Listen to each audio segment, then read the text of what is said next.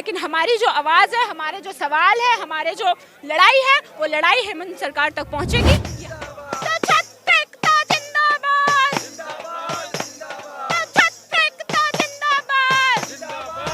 जब हम आपको उस केंद्र की सरकार से अलग होकर के अबुआ सरकार के रूप में आप आए, आप झारखंडियत के नाम पर आए, आदिवासियों के, झारखंडी के हित के लिए आए, झारखंडी के छात्रों के हित के लिए आए हैं। अगर आप सरकार आपको, इसलिए आपको हम लोग केंद्र से हट करके चुने हैं, तो आपसे, उनसे ज्यादा उम्मीद है आपसे कि आप अपने अबुआ सरकार हैं, आप हम लोगों से, छात्रों से संवाद कीजिए। पेपर लीक पर रोक लगाए एक कड़े कानून के साथ ही इस चीज को बिल्कुल झारखंड सरकार सुनिश्चित करे कि आप आगे से पेपर लीक ना हो, और 14वीं जेपीएससी को जल्द से जल्द रद्द करें, और झारखंड सरकार बिल्कुल इस पर संवाद करे। और उनका काम से जो जंतर मंतर में हुआ, आप अगर सरकार पहले ही अपनी अकाउंटेबिलिटी ले लेती तो वो बड़ा आंदोलन और उतने छात्र नहीं आते।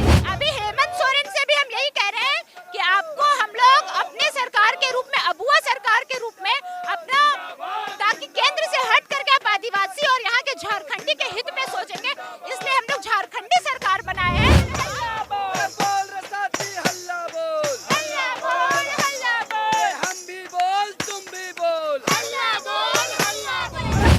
आप अभी लगातार देख रहे होंगे, पेपर लीक छोड़ दीजिए, वैकेंसी आने से पहले सीट्स बिक जा रहे हैं, तो हम तो चाहेंगे कि आप वो जो सीट्स बिक रहे हैं उन तमाम चीजों पर एकदम हेमंत सोरेन पहल ले, नहीं तो परिणाम वही होगा। जिस पद पे चलेंगे आप, उस पद पर परिणाम, आपको सेम परिणाम देखने को मिलेगा जो दिल्ली के जंतर मंतर में आपको देखने को। क्योंकि आप देख लीजिए कि झारखंडी छात्रों को जो पढ़ने के लिए छात्रवृत्ति मिलती थी, वो छात्रवृत्ति आप देखिए कि अब मिलना बंद हो गया है। बहुत कम बजट आ रहा है, केंद्र सरकार बजट नहीं दे रही है, राज्य सरकार भी अच्छे से मजबूती के साथ मांग नहीं पा रही है। केंद्र सरकार की फेल्योरेंस है कि वो दे नहीं पा रही है, और राज्य सरकार का ये फेल्योरेंस है कि आप मजबूती से उनसे मांग नहीं पा रहे हैं। प्राइवेटाइजेशन हो रहा है चीजों का। वहीं दूसरी ओर हम क्या देख रहे हैं कि अगर कोई मुश्किल से खेत बाड़ी जमीन बेच करके भी अगर कोई छात्र पढ़ रहा है, अगर शिक्षा ले रहा है, तो नौकरी के लिए अब वैकेंसी आने से पहले सीट का डील हो जा रहा है। छात्र की लड़ाई हो तो जल जंगल जमीन की लड़ाई होता है, तमाम चीजों की लड़ाई हो तो, अगर मैं नाइंसाफी के खिलाफ बोल रही हूँ और नाइंसाफी के खिलाफ बोलना अगर कम्युनिस्ट कहलाना, तो मैं कम्युनिस्ट। 9 से ज्यादा पेपर लीक्स हुए, उसके बाद उसके विरोध में हम लोग लगातार झारखंड से जंतर मंतर भी गए थे, हम जंतर मंतर में भी गए, वहाँ पे भी उस आंदोलन का हिस्सा बने। और आज जब झारखंड की बात हो रही है, झारखंड की लड़ाई की बात हो रही है, तो हम झारखंड की लड़ाई पे भी हेमंत सोरेन को ये ढफली बजा के वार्न करने आए हैं।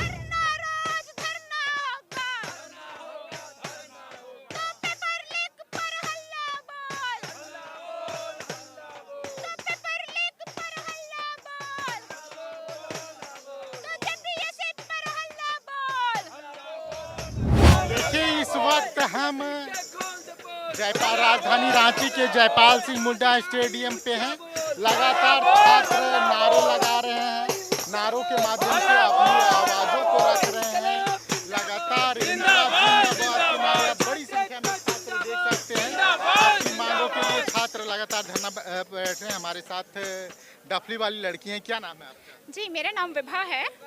हाँ, और मैं विनोबा भावे विश्वविद्यालय से आई हूँ। तो आप हजारीबाग की? हाँ, हजारीबाग से आए हैं हम, बाकी गिरिडीह के रहने वाले हैं। जी जी जी। ये डफली का शौक, ये नारे अचानक से एक विनोबा भावे में पढ़ने वाली लड़की को इतनी वायरल है डफली की वजह से, ये कैसे हुआ, ये परिवर्तन कैसे है?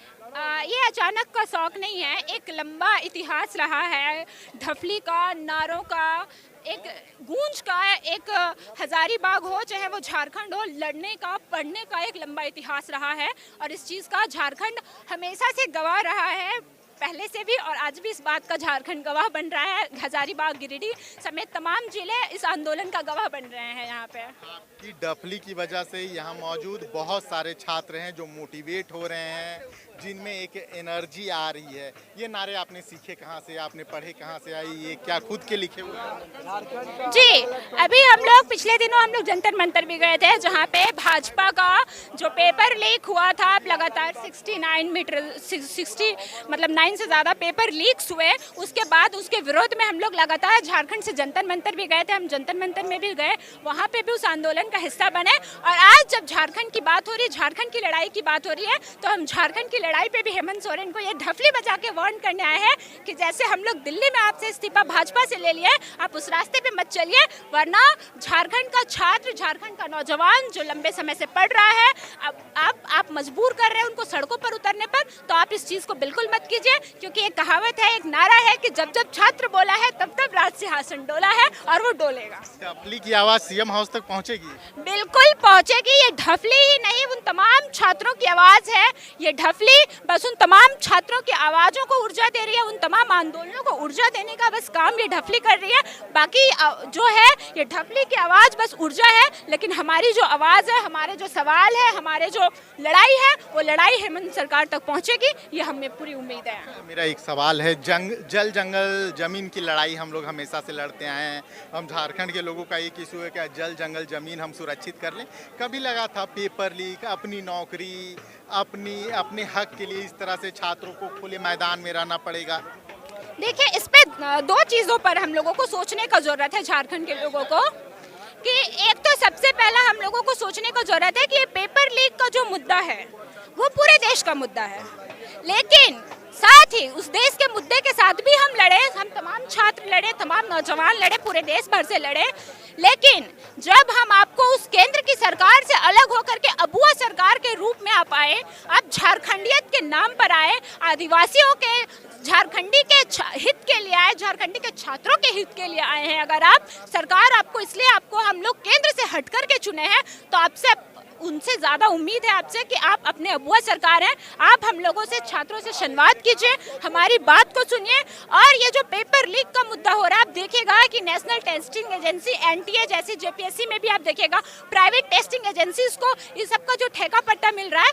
सरकार एकदम पारदर्शिता परीक्षा ले, सरकारी एजेंसीज बनाए जो एग्जाम्स ले, तब ये पेपर लीक पर रोक लगाए, एक कड़े कानून के साथ ही इस चीज को बिल्कुल झारखंड सरकार सुनिश्चित करे कि आप आगे से पेपर लीक ना हो, और ये चौदहवीं जेपीएससी को जल्द से जल्द रद्द करे एकदम। और दूसरी बात, आप जो जल जंगल जमीन की लड़ाई बोले, वो जल जंगल जमीन की लड़ाई बिरसा मुंडा ने भी लड़ा, सिद्धू कानू ने भी लड़ा, और आज के टाइम पे भी आप देख लीजिए कि बालू के लिए, बालू बचाने के लिए, जंगल बचाने के लिए, कोयला बचाने के लिए, पत्थर बचाने के लिए, हमारे जो अवैध खनन हो रहा है, उन सब तमाम चीजों के लिए झारखंड आज भी इस आंदोलनों का गवाह रहा है। यहाँ के छात्र, यहाँ के गरीब, यहाँ के दलित, यहाँ के आदिवासी, यहाँ के तमाम नागरिक आज भी अपनी स्थानीयता की लड़ाई लड़ रहे हैं, रोजी रोजगार की लड़ाई लड़ रहे हैं। उन तमाम लड़ाइयों के हम गवाह हैं और हम उनके वंशज हैं, और हम इस लड़ाई को आगे बढ़ाने के लिए ही आए हैं। आप गिरिडीह जिले से आती हैं और विनोबा भावे यूनिवर्सिटी, विनोबा भावे मेरा भी यूनिवर्सिटी रहा है, कॉलेज अलग है। तो मेरा एक सवाल है कि जल जंगल जमीन की आप लोग लड़ाई लड़ रहे हैं, आप दिल्ली जंतर मंतर भी गई। मैं दो कोइंसिडेंस आपको बताता हूँ। जब जंतर मंतर आप गई थी, सारे जगह पे वो कवर भी किया गया, वहाँ पे जो छात्र प्रदर्शन थे उन्हें देशद्रोही करार दिया गया। पहला चीज, देशद्रोही करार देने वाले जो लोग हैं वो वहाँ सत्ता में थे। अब यहाँ के सत्ता के लोग या जो अभी किसी पद पे हैं, वो झारखंड में छात्र आंदोलन कर रहे हैं, तो इन्हें झारखंड विरोधी बता दिया जा रहा है, इन्हें गैर झारखंडी छात्र बता दिया जा रहा है। डिड यू थिंक कि हमेशा छात्रों की आवाज को दबाने के लिए अलग तरह की विरोध का साथ? देखिए, एक लंबी कोशिश हमेशा से रही है। जंतर मंतर पे भी आप आंदोलन में देखें कि लगातार कैसे वहाँ के स्टूडेंट्स पर लाठीचार्ज हुआ, वहाँ के स्टूडेंट्स का दमन हुआ, खाना रोका गया, पानी रोका गया, तमाम चीजें हुई। और झारखंड सरकार बिल्कुल इस पर संवाद करे, और उनका काम से जो जंतर मंतर में हुआ, आप अगर सरकार पहले ही अपनी अकाउंटेबिलिटी ले लेती तो वो बड़ा आंदोलन और उतने छात्र नहीं आते, लेकिन अकाउंटेबिलिटी नहीं ली। अभी हेमंत सोरेन से भी हम यही कह रहे हैं कि आपको हम लोग अपने सरकार के रूप में, अबुआ सरकार के रूप में अपना, ताकि केंद्र से हट करके आप आदिवासी और यहाँ के झारखंडी के हित में सोचेंगे, इसलिए हम लोग झारखंडी सरकार बनाए हैं। तो आप झारखंडी के हित में सोचिए, वरना वही अंजाम होगा जो अंजाम दिल्ली से लेकर के पूरे देश में फैला। हम लोग सेम आंदोलन देख रहे हैं कि आज फैलता जा रहा है। ये हेमंत सोरेन इस पर जल्दी से पहल ले, 14वीं जेपीएससी रद्द करे, अनियमितताओं पर एकदम, आप अभी लगातार देख रहे होंगे, पेपर लीक छोड़ दीजिए, वैकेंसी आने से पहले सीट्स बिक जा रहे हैं। तो हम तो चाहेंगे कि आप वो जो सीट्स बिक रहे हैं उन तमाम चीजों पर एकदम हेमंत सोरेन पहल ले, नहीं तो परिणाम वही होगा। जिस पद पे चलेंगे आप, उस पद पर परिणाम, आपको सेम परिणाम देखने को मिलेगा जो दिल्ली के जंतर मंतर में आपको देखने को मिला था। झारखंड में अपनी डोमिसाइल पॉलिसी नहीं होना, कुछ नियुक्ति नियमावली नहीं होना, 1932 जैसे आधारित खतियानी नीति का लागू ना होना, महिलाओं के लिए अलग से रिजर्वेशन नहीं होना, जेपीएससी जेएसएससी के लिए कोई लॉ कमीशन का गठन ना किया जाना, आपको लगता है ये कुछ बुनियादी चीज़ें जो पहले हो जानी चाहिए थी, जिसके लिए अभी छात्रों को यहाँ इतना स्ट्रगल करना पड़ा? देखिए, झारखंड इसके लिए हमेशा से उपस्थित रहा है। स्थानीयता की लड़ाई झारखंड की, बिल्कुल भी आप सोचिएगा कि झारखंड की ये लंबे समय से लड़ाई रही है। स्थानीयता की लड़ाई से लेकर के रोजी रोजगार की लड़ाई, आरक्षण की लड़ाई, तमाम चीज़ों को हम अभी आप देख लीजिए, इसका परिणाम स्वरूप हम लोग देख रहे हैं कि अभी छात्रवृत्ति की जो लड़ाई थी पिछले दिनों की, आप देख लीजिए कि झारखंडी छात्रों को जो पढ़ने के लिए छात्रवृत्ति मिलती थी, वो छात्रवृत्ति आप देखिए कि अब मिलना बंद हो गया है। बहुत कम बजट आ रहा है, केंद्र सरकार बजट नहीं दे रही है, राज्य सरकार भी अच्छे से मजबूती के साथ मांग नहीं पा रही है। केंद्र सरकार की फेल्योरेंस है कि वो दे नहीं पा रही है, राज्य सरकार का ये फेल्योरेंस है कि आप मजबूती से उनसे मांग नहीं पा रहे हैं कि हमारे बच्चे छात्रवृत्ति के बिना छूते हैं, हम उनको कैसे छात्रवृत्ति दें। तो उन तमाम चीजों को लेकर के भी शिक्षा की भी बात देख लीजिए। नई एजुकेशन पॉलिसी आई, अभी केंद्र सरकार, राज्य सरकार में क्लस्टर सिस्टम आया, स्कूलों को मर्ज करने का बात हुआ, नए कॉलेजेस नहीं खुल रहे हैं, लेकिन आप कॉलेज को मर्ज कर दे रहे हैं कि साइंस की पढ़ाई का एक हब, आर्ट्स की पढ़ाई का एक हब। मतलब एक तरफ जहां स्कॉलरशिप नहीं मिल रहा है, स्कूल कॉलेज नहीं खुल रहे, बंद होने के कगार पर जा रहे हैं, शिक्षा महंगा होता जा रहा है, प्राइवेटाइजेशन हो रहा है चीजों का।